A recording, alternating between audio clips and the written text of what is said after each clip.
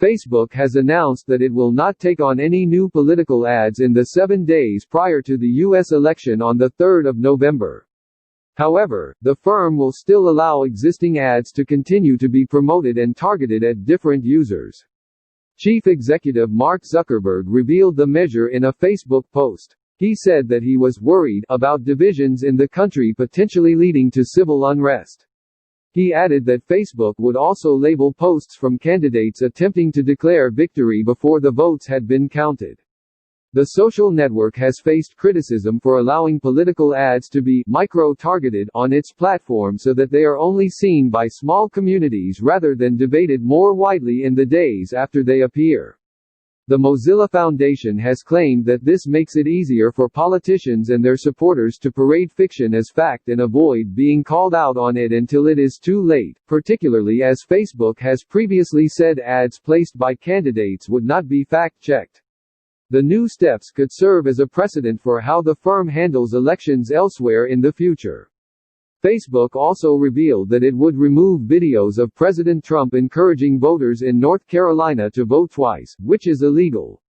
Any videos of Mr. Trump's comments without contextualizing information would be taken down, the firm said in a statement. This video violates our policies prohibiting voter fraud and we will remove it unless it is shared to correct the record. Divided nation. President Trump has repeatedly claimed the election could be rigged due to voter fraud. This election is not going to be business as usual, Mr. Zuckerberg wrote. With our nation so divided and election results potentially taking days or even weeks to be finalized, there could be an increased risk of civil unrest across the country, he added.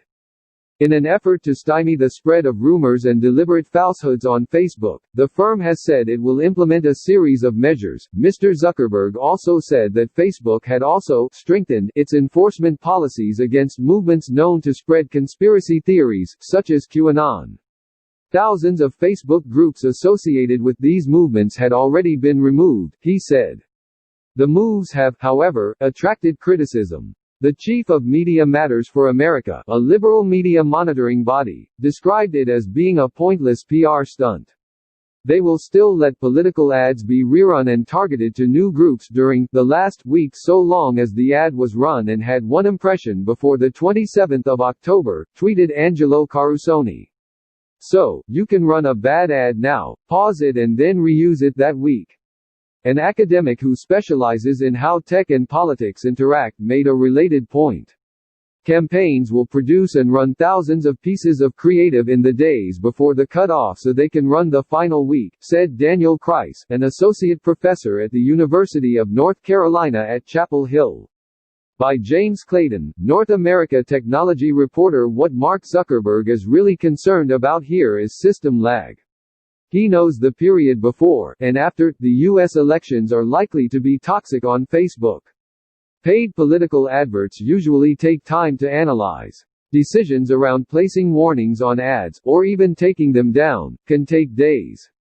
And close to election day that could cause an enormous headache for Facebook, as the heat ratchets up. We already knew of his worries about fake news and voter suppression. But what's also interesting here is the period he's flagged between voting and the declared result.